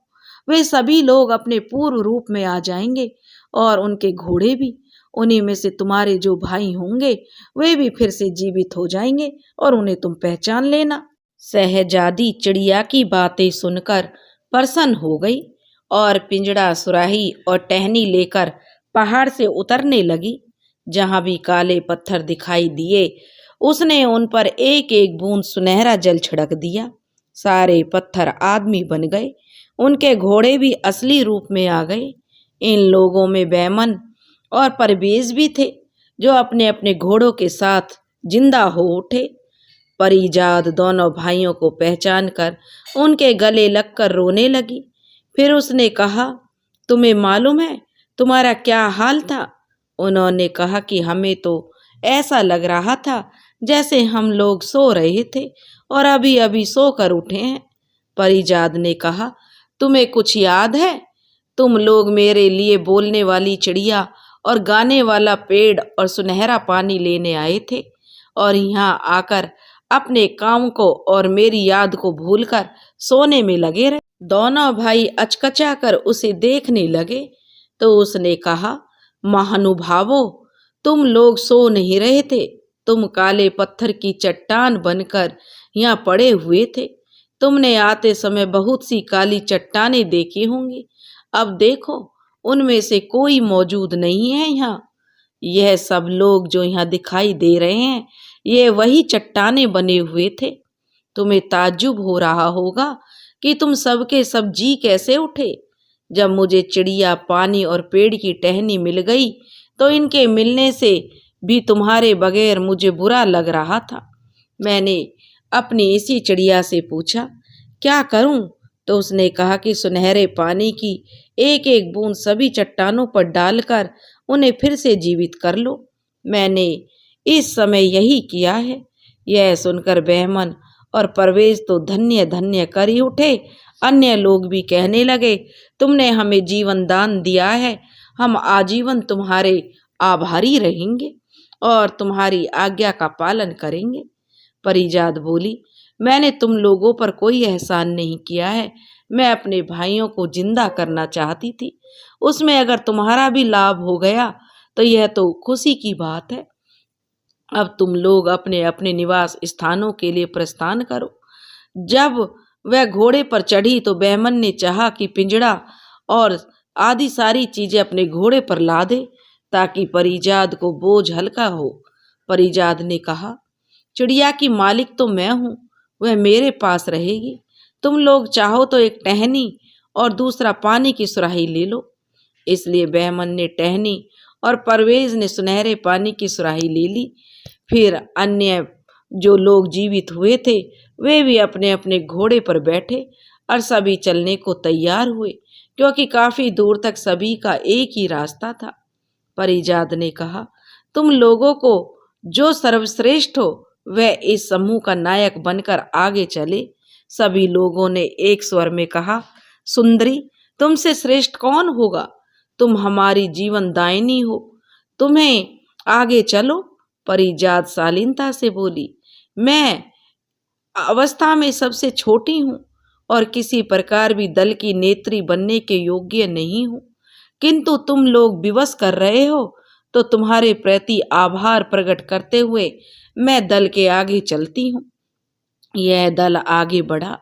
सभी लोग उस सिद्ध के दर्शन करना चाहते थे जिसने सभी को राह बताई थी, किंतु जब यह दल उसकी कुटिया पर आया तो उसका कुछ पता नहीं पाया। मालूम नहीं वह काल कल्वित हो गया था या वहां पर 3 अद्भुत वस्तुओं की राह बताने के लिए एक वही मौजूद था और उन चीजों के नहीं रहने पर वह गायब हो गया। सब लोगों को इस बात का बड़ा दुख हो रहा था। अंतिम बार उसे धन्यवाद भी नहीं दे सके और यह दल आगे बढ़ गया। हर आदमी जहां जहां से मार्ग अलग होता गया वहां वहां से परिजात के प्रति कृतज्ञता प्रकट करके चला गया। यह तीनों भाई बहन खुशी खुशी अपने घर आ गए। मकान की जो 4 दीवारी के सामने जो बाग का हिस्सा था उसमें परिजात ने बोलने वाली चिड़िया का पिंजरा लटका दिया। कुछ ही देर में उसके आसपास 20 तरह के पक्षी जमा हो गए। उसके स्वर में स्वर मिलाकर बोलने लगे। उसी जगह थोड़ी दूरी पर परिजात ने गाने वाले वृक्ष की टहनी जमीन में रोप दी। कुछ देर में बढ़ते बढ़ते वह पूरा पेड़ हो गई और हवा चलने पर पत्तों की रगड़ से उसमें से संगीत उठने लगा जैसे मूल वृक्ष से उठ रहा था। परिजात ने कारीगरों को बुलवाकर एक संगमरमर की हौज बनवाई। तुरंत ही पानी बढ़ने लगा और बर्तन उससे भर गया। फिर उसमें से एक 20 हाथ ऊंचा फुहारा उठा और उस फवारे का पानी फिर आकर बर्तन में गिरता गया। इस तरह बर्तन में पानी की कमी नहीं होती थी और पानी बाहर भी नहीं बहता था। 2-4 दिन ही में बागों का जो दरोगा के महल की इन सब चीजों की चर्चा सारे शहर में होने लगी। सारे शहर के लोग तमाशा देखने के लिए परिजात के बाग में आने लगे। परिजात ने शहर के लिए आने वाले नागरिकों के प्रवेश पर कोई रोक नहीं लगाई थी। इस प्रकार यह तीनों भाई बहन नगर में सर्वप्रिय हो गए। कुछ दिनों तक आराम करने के बाद बहमन और परवेज ने पहले की तरह मिर्गिया का मनोरंजन शुरू किया। वे अपने घिरे हुए जंगल के बाहर भी शिकार खेलने के लिए जाने लगे। वे शहर से लगभग 1 कोस की दूरी पर स्थित एक जंगल में शिकार खेल रहे थे। संयोग से उसी समय बादशाह भी वहां शिकार खेलने आया हुआ था। इन दोनों को देखकर चाहा कि शाही फौजियों की निगाह बचाकर निकल जाएं, क्योंकि वह जंगल शाही शिकार गाह था, लेकिन दोनों बच नहीं सके और उनके चक्कर में ऐसे रास्ते में पड़ गए जहां से होकर बादशाह की सवारी आ रही थी। यह देखकर उन्होंने चाहा कि बगल में किसी रास्ते से निकल जाएंगे। यह भी संभव नहीं हुआ और वे बादशाह के सामने पड़ गए। मजबूरी में वे घोड़ों से उतरे और बादशाह को झुककर सलाम करने लगे। पहले बादशाह ने समझा कि वे उनके सामंतों में से हैं, देखने को ठहर गया कि कौन है। उसने उन्हें उठाने की आज्ञा दे दी और वे उठे और सिर झुकाकर खड़े हो गए। बादशाह उनकी सूरतें देखकर ठगा सा रह गया। फिर उसने उनका नाम और निवास स्थान पूछा। बहमन ने हाथ जोड़कर कहा, हजूर, हम लोग आपके भूतपूर्व बागों के दरोगा के पुत्र हैं। हमारे पिता नहीं रहे। हम जंगल के किनारे उस महल में रहते हैं जो मेरे पिता ने आपसे अनुमति लेकर बनवाया था। हमें वो इसलिए अच्छे वातावरण में रखते थे कि बड़े होकर हम आपकी सेवा करें। बादशाह ने कहा, यह तो ठीक है, लेकिन लगता है तुम यहाँ शिकार खेल रहे थे। क्या तुम्हें मालूम नहीं यह शाही शिकारगाह है, यहाँ और कोई शिकार नहीं खेल सकता। बहमन ने निवेदन किया, हमारे पिता की ऐसे समय मौत हो गई, हमारा निर्देशक कोई नहीं रहा, इसलिए हम लोगों का ज्ञान अधूरा है और अन्य नौजवानों की तरह हमसे भी भूल हो जाती है। बादशाह उनकी इस चतुराई पर मुस्कुरा उठा। फिर उसने पूछा, शिकार खेलना आता भी है? दोनों ने कहा कि आप अवसर तो दें हमें और देखें फिर हमें कितना शिकार खेलना आता है। बादशाह ने कहा, शिकार खेल कर दिखलाओ। जंगल में पहुंचे तो बहमन ने एक शेर और परवेज ने एक रीछ को बर्छियों से मारकर बादशाह के आगे रख दिया। दोबारा घने जंगल में जाकर बहमन ने एक रीछ और परवेज ने एक शेर को मारकर बादशाह से कहा। बादशाह ने कहा, बस करो, क्या सारे जंगली जानवर आज ही मार डालोगे? मैं तो सिर्फ यह देखना चाहता था तुम लोगों में कितना शौर्य है। बादशाह उनके शिष्टाचार, शारीरिक सौंदर्य और वीरता से बहुत ही प्रभावित हुआ। वह उन्हें अपने से अलग करना नहीं चाहता था। उसने कहा, मैं चाहता हूँ तुम लोग मेरे यहाँ मेरे साथ महल में चलो, मेरे साथ भोजन करो। बहमन ने कहा, हजूर, इस समय आपका साथ नहीं कर सकेंगे, इस उदंडता के लिए क्षमा चाहते हैं। बादशाह ने आश्चर्य से पूछा, क्यों? तो बहमन बोला, हमारी एक बहन है, हम तीनों जो भी करते हैं तीनों की सलाह से करते हैं, हम बहन की सलाह लेकर ही आपके यहाँ आ सकेंगे। बादशाह ने कहा, मुझे इस बात की बड़ी खुशी है कि तुम भाई बहन एक दूसरे की सलाह से काम करते हो। आज तुम अपने घर जाओ और अपनी बहन से सलाह करके कल यहीं शिकार खेलने आना और मुझे बताना तुम लोगों की क्या सलाह हुई है। बहमन और परवेज बादशाह से विदा होकर अपने घर आए और उन्हें बादशाह की कही हुई बात याद नहीं रही, भूल गए और उन्होंने अपनी बहन से कोई सलाह नहीं ली। दूसरे रोज वो शिकार खेलने गए तो बादशाह ने पूछा कि तुमने अपनी बहन से सलाह ली या नहीं। अब वे दोनों घबरा गए और यह कि दोनों के मन में शिकार का ऐसा रमा था कि उन्हें शिकार के अलावा कुछ याद ही नहीं रहा, वे हर बात भूल जाते थे। बादशाह ने पूछा तो वे दोनों घबरा कर एक दूसरे की ओर देखने लगे। आखिर में बहमन ने कहा, हमसे बड़ी भूल हो गई बादशाह, हमने अपनी बहन से सलाह लेना बिल्कुल भूल गए। बादशाह ने कहा, कोई बात नहीं, आज पूछ लेना, कल आकर मुझे बताना। लेकिन दोनों भाई उस दिन भी भूल गए और तीसरे दिन फिर बादशाह के सामने लज्जित होकर कहा कि हम लोग आज भी आपकी आज्ञा का पालन करना भूल गए। बादशाह इस बार भी नाराज नहीं हुआ कि मैं इन लोगों के साथ भोजन कर इनका सम्मान बढ़ाना चाहता हूँ और इन्हें इतनी भी परवाह नहीं कि ये बहन को याद करके मेरे निमंत्रण की बात करें। लेकिन उसने बहमन को सोने की 3 गेंदें दी और कहा कि इन्हें कमर में बांध लो, पटके, कमर का जो पटका उसमें बांध लो, जब कमर से इसे खोलोगे तो पटके से यह गेंद जमीन पर गिरेंगी। उस समय तुम्हें याद आ जाएगा मेरे निमंत्रण के बारे में, तुम्हें अपनी बहन से सलाह लेनी है। इतनी बातचीत होने पर दोनों भाई जो गेंदों को बांधकर अपने घर चले गए, लेकिन इस बात भी वे भूल गए। लेकिन रात को सोने जाते समय बहमन ने कमरबंद खोला तो गेंदें जमीन पर गिरी और वह फौरन अपनी बहन के पास गया और परवेज को भी ले गया। परिजाद अभी तक अपने शयन कक्ष में गई नहीं थी। दोनों भाइयों ने उसे बताया, बादशाह ने उन्हें भोजन का निमंत्रण दिया है और यह भी कहा है कि 2 दिन तक तुम्हें जो सलाह लेना भूलते रहे हो। उसने कहा कि यह तो तुम्हारा सौभाग्य है कि बादशाह ने तुम्हें खाने पर बुलाया है, किंतु तुमने यह बहुत बुरा किया कि 2 दिन तक बादशाह तक की कही हुई बात को तुम भूल गए। भला बताओ, यह जब मुझसे इस बात में इतना बुरा लग रहा है तो समझो बादशाह को कितना दुख हुआ होगा। वैसे तो तुम्हें बादशाह का निमंत्रण मिलते ही उसे सह धन्यवाद स्वीकार कर लेना चाहिए था, लेकिन जब इतनी बात हो ही गई तो मैं बोलती हूँ चिड़िया से कि वो सलाह ले लूं। और फिर वह चिड़िया का पिंजड़ा अपने कक्ष में ले गई और बोली, चिड़िया रानी, तुम्हें तो सारी बातें पता होती हैं, तुमसे तो सारी बातें, छुपी हुई बातों का भी तुम पता लगा लेती हो, तुम्हारी सलाह हमेशा सही होती है। तो मुझे एक सलाह लेनी है। मेरे भाइयों को बादशाह ने अपने साथ भोजन करने के लिए निमंत्रण दिया है। वो 2 दिन तक यह बात भूल जाते थे और आज ही उन्होंने यह बात मुझे बताई है कि तुम्हारी इसमें क्या राय है। अब उनका जाना मुनासिब है। बादशाह कहीं नाराज तो नहीं होंगे? चिड़िया ने कहा, मालकिन, तुम्हारे भाइयों को बादशाह की आज्ञा जरूर माननी चाहिए। वे अपने राज्य काल में सभी का मालिक होता है। उनका मेहमान बनने में इन दोनों को किसी प्रकार की कोई हानि नहीं होगी। वे शौक से जाएं, लेकिन इसके बाद यह भी जरूरी है कि बादशाह को अपने घर आकर भोजन करने के लिए निमंत्रण देकर आए। परिजाद ने कहा, मैं अब अपने भाइयों को उनके साथ जो उनके कामों के अलावा कहीं जाने नहीं देना चाहती हूँ। मैं उनकी सुरक्षा के लिए डरती हूँ। चिड़िया ने कहा, उन्हें बेखटके भेजो, उन्हें कोई नुकसान नहीं होगा।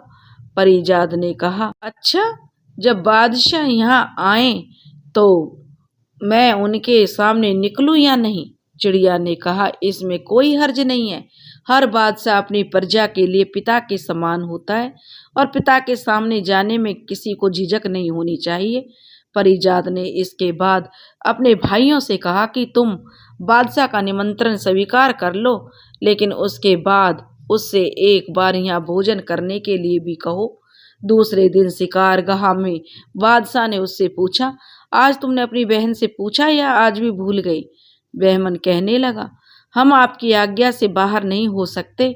हमने उससे पूछा तो उसने हमें आपका निमंत्रण स्वीकार करने की सलाह दी। इसके अलावा उसने हमें बुरा भला भी कहा कि हम 2 दिन तक क्यों भूल रहे हैं। बादशाह ने कहा, इसकी कोई बात नहीं है, ऐसी कोई बात नहीं थी। तुम दोनों 2 दिनों तक मेरी बात भूल रहे थे, इसकी मुझे कोई नाराजगी नहीं थी। दोनों भाई यह सुनकर बड़े लज्जित हुए। बादशाह जो इतना कृपालु है, इतना दयावान है, हम उसके प्रति अपनी इतने लापरवाह हैं। वे लज्जा के मारे बादशाह से दूर दूर ही रहे। बादशाह ने देखा तो उन्हें अपने पास बुलाकर आश्वासन दिया कि छोटी मोटी भूलों का मैं ख्याल नहीं किया करता। मैं तुम लोगों से बिल्कुल भी नाराज नहीं। इतना कृपालु है कि और हम इसके प्रति इतने लापरवाह हैं। वे लज्जा के मारे बादशाह से दूर ही रहे। बादशाह ने यह देखा तो उन्हें अपने पास बुलाकर उन्हें आश्वासन दिया कि वह ऐसी छोटी मोटी भूलों का ख्याल नहीं करते। मैं तुम लोगों से बिल्कुल भी नाराज नहीं हूँ। फिर उन्होंने शिकार खत्म किया और महल को वापस आए। उनके साथ बहमन और परवेज भी थे।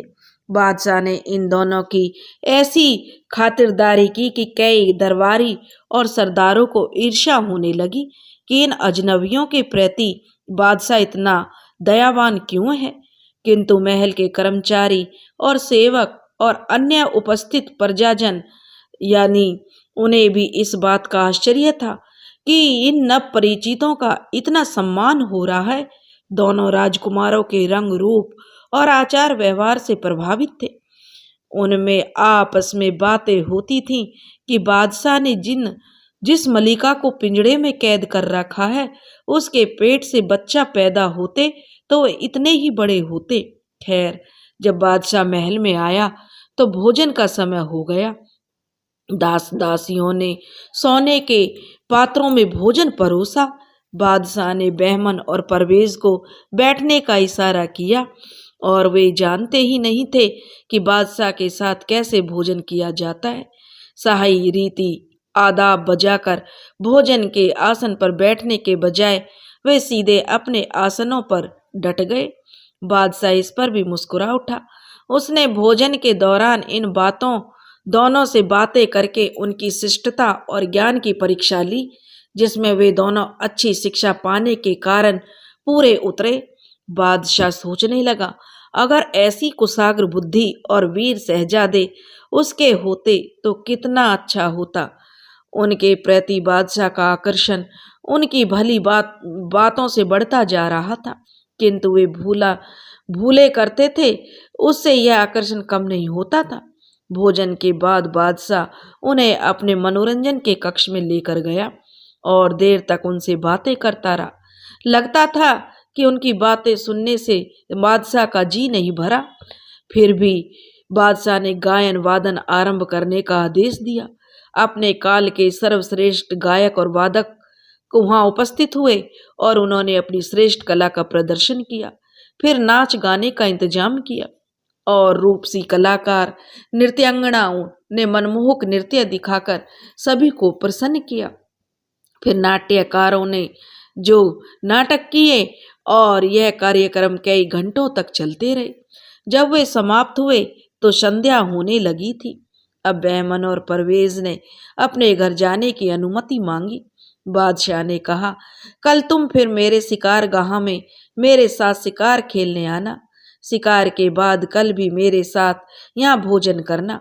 उन दोनों ने कहा, हजूर कि हमारे ऊपर आपकी बड़ी कृपा है, हम शिकार गाह में जरूर आएंगे, किंतु हमारा निवेदन यह है, जब आप शिकार खत्म करें तो हमारी कुटी में आकर और हमारा रूखा सूखा भोजन ग्रहण करके हमारा भी मान बढ़ाएं। बादशाह तो उनसे अति प्रसन्न था।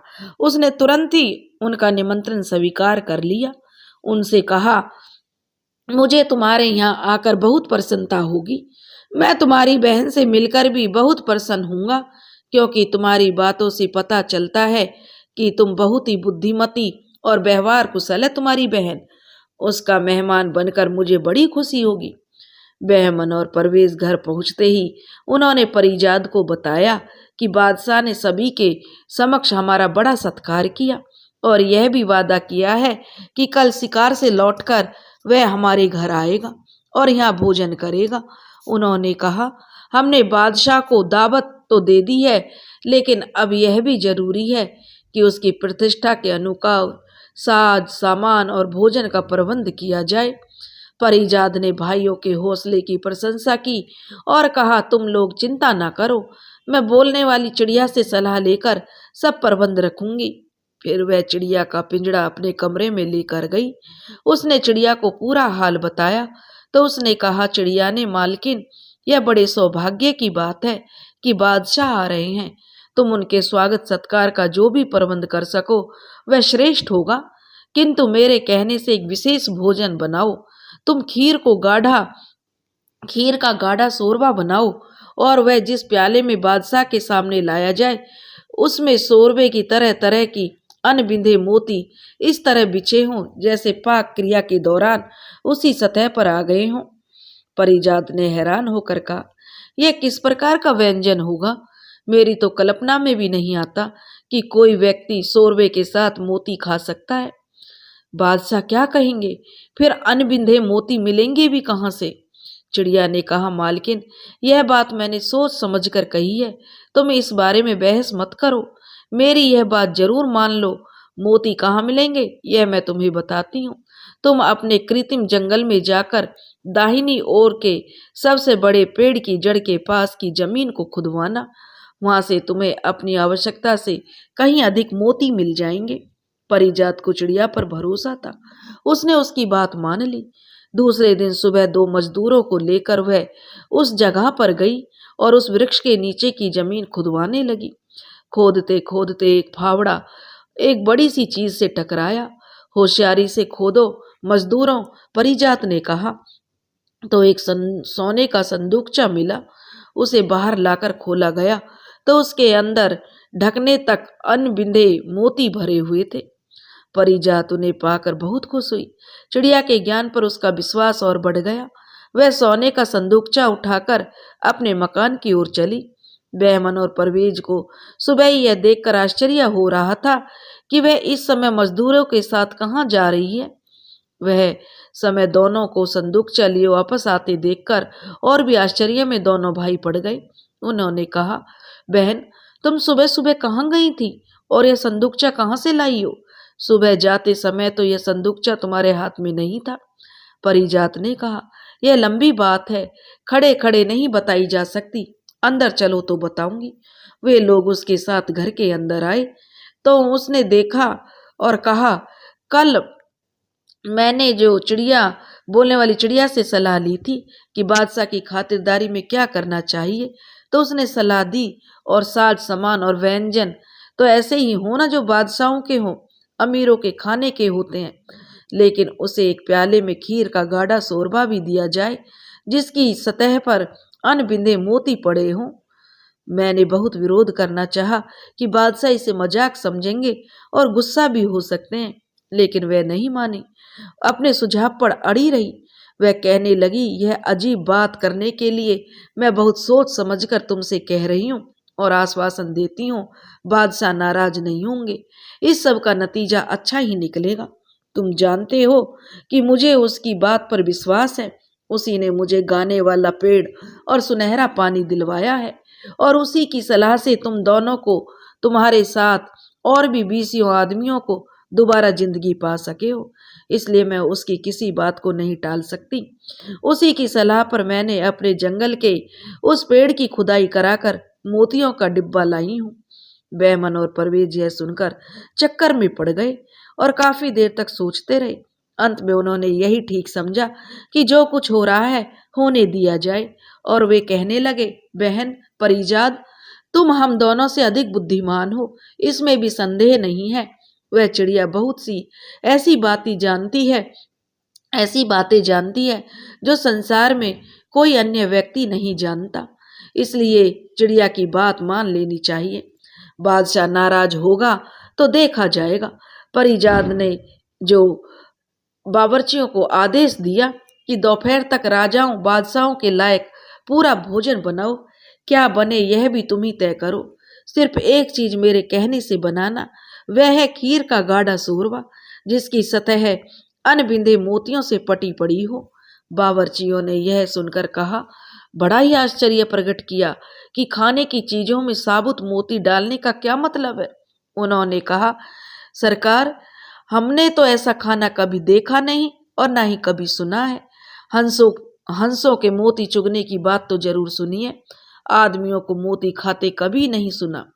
परिजात ने कहा, मैंने तुम्हें बहस करने के लिए नहीं बुलाया है, जो कहती हूँ वह करो और जितने मोती बचे हैं वे मेरे पास भेज देना। वे बेचारे चुपचाप चले गए और इधर परिजात ने मकान की ऐसी सफाई कराई कि वह शीशे की तरह चमकने लगा। उसी समय शहजादे बढ़िया कपड़े पहनकर घोड़ों पर सवार हुए और शाही शिकारगाह में पहुंच गए। शिकारगाह में कुछ देर तक उन्होंने बादशाह के साथ रहकर शिकार खेला, किंतु उस रोज गर्मी अधिक थी और धूप तेज थी, इसलिए उसने उन दिनों में कुल जल्दी ही शिकार खेलना खत्म कर दिया और अपने सैनिकों को वापस भेज दिया। बादशाह एक दो आदमियों को लेकर बहमन और परवेज के साथ उनके भवन की ओर चल पड़े। बहमन आगे बढ़कर पहले से परिजात को बताया कि बादशाह आ रहे हैं। ठीक से कपड़े पहनकर भवन के मुख्य द्वार पर परिजात आ खड़ी हुई। बादशाह द्वारा सामने घोड़े से उतरता हुआ देखकर भवन की ओर चला तो परिजात आगे बढ़ी और उसने अपना सिर बादशाह के चरणों में रख दिया। बहमन और परवेज ने परिचय दिया कि बादशाह, यह हमारी बहन परिजात है। बादशाह ने उसे उठाकर उसके सिर पर हाथ फेरा। उसके सुंदर रूप को वह देखता ही रह गया। उसे यह देखकर ताजुब सा हो रहा था।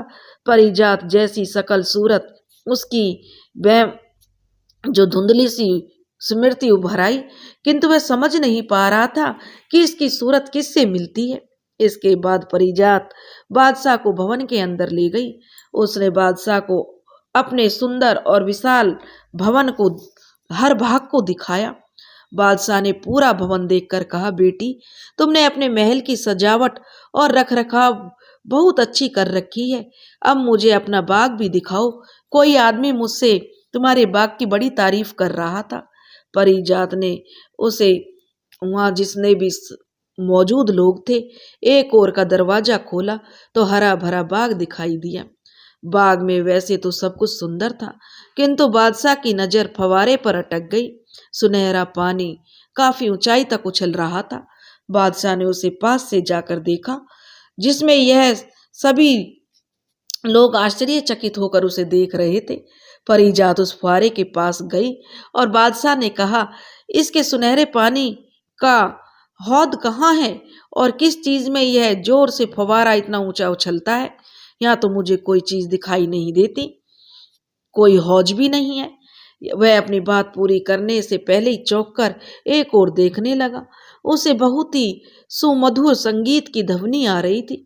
उसने कहा, क्या तुम लोगों ने बाग में के अंदर भी गाने बजाने का प्रबंध कर रखा है? तो परिजात कहने लगी कि नहीं, यह शाही गवैयों से भी अच्छी गाती है। परिजात हंसकर बोली, हजूर, कोई गवैया नहीं है, यह कोई आदमी नहीं, पेड़ गा रहे हैं। बादशाह की भौहें चढ़ गई। उसने सोचा परिजात हंसी कर रही है, लेकिन परिजात ने कहा, आइए आपको दिखाऊं। यह कहकर वह बादशाह को गाने वाले पेड़ के पास ले गई। बादशाह हक्का बक्का रह गया। मधुर संगीत वास्तव में पेड़ नहीं, पेड़ ही गा रहे थे। और यह देखकर तो वह बहुत ही हैरान हुआ और उसके जैसे ही वहां पर खड़ा होकर वह सुनने लगा। कुछ देर के लिए बादशाह के मुंह से आवाज ही नहीं निकली। वह फटी फटी आंखों से गाने वाले पेड़ को देखता रहा, कभी सुनहरे फुहारे को। कुछ ही देर बाद उसने कहा, यह दोनों चीज तो कल्पना के बाहर हैं। यह पेड़ तुमने कहाँ से पाया? और हाँ, मैं पूछ रहा था, फुहारे का हौज कहाँ है और इतना ऊंचा किस चीज के जोर से उछलता है? परिजात ने कहा, बादशाह, इस पानी का हौज नहीं है, न ही किसी नल के द्वारा इसे जोर से उछाल दी जाती है। संगमरमर के हौज के अंदर रखा हुआ जो बर्तन आप देख रहे हैं, उसी में कुल पानी है और उसी से यह उछलता है और वहीं पर लौट कर गिरता है। यह सूखता भी नहीं है, इसलिए कम नहीं होता। जो गाने वाला पेड़ अभी आपने देखा, उसकी भी यही विशेषता है, संगीत देने की। इसके पत्ते ऐसे हैं, जब हवा चलने पर आपस में रगड़ खाते हैं तो उनसे अपने आप ही मनोहारी संगीत पैदा होता है। जब हवा बिल्कुल नहीं चलती तो यह वृक्ष चुप रहते हैं। बादशाह ने कहा, यह तो बड़ी अजीब चीजें हैं, इनके जैसी चीजें तो मैं कल्पना भी नहीं कर सकता। तुमने इन्हें कहाँ से पाया? परिजात ने कहा, ये चीजें किसी देश में नहीं पाई जाती। मैं इनके एक रहस्यमय स्थान से लेकर आई हूँ, लेकिन मेरे वहां से आने के बाद वहां का रास्ता भी बंद हो गया। फिर परिजात ने बादशाह से कहा, मेरे पास एक अजीब चीज और है, जिसे आप और देख लें। यह एक चिड़िया है जो आदमियों की तरह बोलती है, और जब यह गाती है तो सारे पक्षी जमा हो जाते हैं और इसके सुर में सुर मिलाकर गाना गाते हैं। बादशाह ने कहा, उस चिड़िया को भी दिखाओ। बादशाह ने पहले आंखें तरेर कर चिड़िया को देखने लगा, फिर उसे बीती हुई बातें याद आईं तो उसने अपना सिर पकड़ लिया और कहा कि ये सारी बातें तो हमें उनकी बहनों ने बताई थी, जो मलिका की सगी बहनें थी, क्योंकि वे तो उसकी शुभ चिंतक थीं। चिड़िया ने कहा, सरकार से यही तो भूल हुई, आपने उन्हें शुभ चिंतक समझा। जब से उन्होंने देखा कि वे नौकरों से ब्याही गई हैं और छोटी बहन राजरानी बन गई, तो वे जल मरी। उन दुष्टों ने इस बात का भी ख्याल नहीं किया कि मलिका ने शादी के बाद भी उनसे बहनों जैसा प्रेम रखा था। मलिका को मृत्यु दंड दिलाने के लिए उन्होंने 3-3 बार सफेद झूठ बोला। वह तो भला हो उस नेक मंत्री का, जिसके कारण मलिका की जान बच गई। मलिका के प्रति अपने दुर्व्यवहार को याद करके बादशाह की आंखों में आंसू आने लगे। चिड़िया फिर बोली, सरकार, अपने सामने बैठे इन तीनों बच्चों को देखिए। यह वह पिल्ला, यह वह बिलौटा और यह वह छुछुंदर है, जिन्हें आपकी मालकिन ने जन्म दिया था। मलिका की दुर्दशा उनकी बहनों के कारण हुई है। बहनों ने इनके जन्म पर इनकी जगह मरे हुए जानवर रख दिए और इन्हें कंबल में लपेटकर टोकरियों में डालकर बहा दिया था, ताकि दूर जाकर डूब कर मर जाएं, किसी को पता न चले। किंतु भगवान को इन्हें जीवित रखना था। आपके दिवंगत बागों का जो दरोगा था, उसने इन तीनों को ही नहर से निकलवा लिया। क्योंकि उसके कोई संतान नहीं थी, इसलिए उसने इनका लालन पालन अपनी संतान की तरह किया और उन्हें भली प्रकार शिक्षा दिलाई और इसके लिए यह महल बनवाया। सरकार, यह तीनों और कोई नहीं, आपकी ही संतानें हैं। बादशाह ने चिड़िया से कहा, चिड़िया, तुझे मैं किस तरह से धन्यवाद दूं कि दुष्टों की दुष्टता और मलिका की दोषहीनता मेरे सामने स्पष्ट हो गई है। मेरे बच्चों को तूने पहचानवाया है। मैं बराबर सोचता था कि इन लड़कों के प्रति मन में अकारण ममता क्यों उपजती है और उनकी बातों पर नाराज क्यों नहीं हो पाता। चिड़िया ने जो सूचना दी थी वे बादशाह के लिए नहीं, बहमन, परवेज और परिजात के लिए भी नहीं थी। वे तीनों अपनी जगह से उठे और बादशाह के पैरों पर गिर पड़े। बादशाह ने उन सभी को उठाकर अपने सीने से लगाया। चारों की आंखों में आंसुओं की धारा बह निकली। कुछ देर बाद जब वे सहज हुए तो सबने मिलकर जो भोजन का आनंद लिया।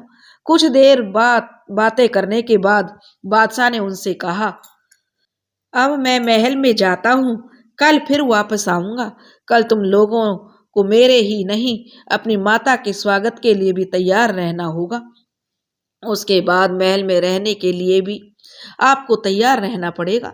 महल में पहुंचकर बादशाह ने मंत्री को बुलवाया और उसने उसकी सुमति की प्रशंसा की कि तुम कितने बुद्धिमान हो, तुम्हारे कारण मलिका की जान बची थी। फिर उसने मलिका की बहनों की दुष्टता का वर्णन किया, जिसने अपनी शिष्ट और सदाचारी सगी बहन के विरुद्ध ऐसा षड्यंत्र रचा था और जो 2 राजपुत्रों और 1 राजपुत्री की लगभग जान ही ले ली थी। उसने आदेश दिया कि उन दोनों को अभी जो वध स्थल पर ले आओ और उनके सिर उड़वा दो। वे किसी प्रकार भी दया की पात्र नहीं है। मंत्री ने बिना देर किए शाही हुक्म पर कार्य किया और दोनों दुष्ट बहनों को वही दंड मिल गया जिसकी वे भागी बहुत दिनों से थीं। फिर बादशाह ने जामा मस्जिद के सामने उस कैद खाने में गया जहां उसने मलिका को जो इतनी कड़ी सजा दे रखी थी। उसकी दुर्बलता और फटे पुराने वस्त्र देखकर बादशाह से बर्दाश्त नहीं हुआ और वह उसके गले लगकर फूट फूट कर रोने लगा। उसने मलिका को बताया कि मैंने तुम्हें दंड दिया उसका कारण तुम्हारी बहनें थीं, जिन्हें तुम्हें और मैंने तुम्हारा शुभचिंतक समझा था। उसने बताया कि मैंने दोनों को मरवा दिया है। उसने यह भी कहा कि यह सब मुझे एक जो अलौकिक चिड़िया जो बोलने वाली है उससे पता चला है। मलिका यह सुनकर खुशी के मारे रोने लगी। बादशाह ने उसे महल में लाया और उसे हमाम में किया और शाही पोशाक पहनाई। रात भर महल में हंसी खुशी रही। सुबह बादशाह ने मलिका को बताया कि भगवान की दया से तुम्हारे दोनों बेटे और बेटी जिंदा है और बड़े आराम से हैं, तुम चलकर उनसे मिलो। यह खबर सारे राज्य में फैल गई और सभी लोग उत्सव सा मनाने लगे। हर जगह नाच गाने होने लगे। मलिका बादशाह के साथ इन लोगों के साथ महल में गई। तीनों बच्चे अपनी माँ से देर तक चिपटे रहे। फिर सबने मिलकर भोजन। यह खबर सारे राज्य में फैल गई। सभी लोग उत्सव सा मनाने लगे। हर जगह नाच गाने होने लगे। मलिका बादशाह के साथ उन लोगों के महल में गई। तीनों बच्चे अपनी माँ से देर तक चिपटे रहे। फिर सबने मिलकर भोजन किया। उसके बाद बादशाह और तीनों संतानों ने मलिका को गाने वाला पेड़, सुनहरे जल का फुआरा और मनुष्यों की तरह बोलने वाली चिड़िया दिखाई। मलिका को मालूम हो रहा था कि जैसे वह स्वप्न देख रही है। उन लोगों के निवास स्थान से शाही महल तक आने वाली सवारी को देखने के लिए सड़कों पर जबरदस्त भीड़ हो गई। बादशाह ने सार्वजनिक समारोह का आदेश दिया। कई दिनों तक उत्सव होते रहे। बादशाह ने इतना दान दिया कि उन लोगों के शहर में कोई भी निर्धन नहीं रहा। बादशाह ने इसी अवसर पर बहमन को युवराज घोषित किया और उसने अपने हाथों से सारा राज्य प्रबंध दे दिया। परवेज ने उसे सेना का जो अधिपति बना दिया। परवेज को और परिजात को अपने एक बड़े मित्र बादशाह के एकमात्र जो राजकुमार के साथ उसका विवाह कर दिया। दोस्तों, अगर आपको हमारी कहानी पसंद आई हो तो प्लीज़ हमारे चैनल को लाइक करें, सब्सक्राइब करें और शेयर करें। राधे राधे।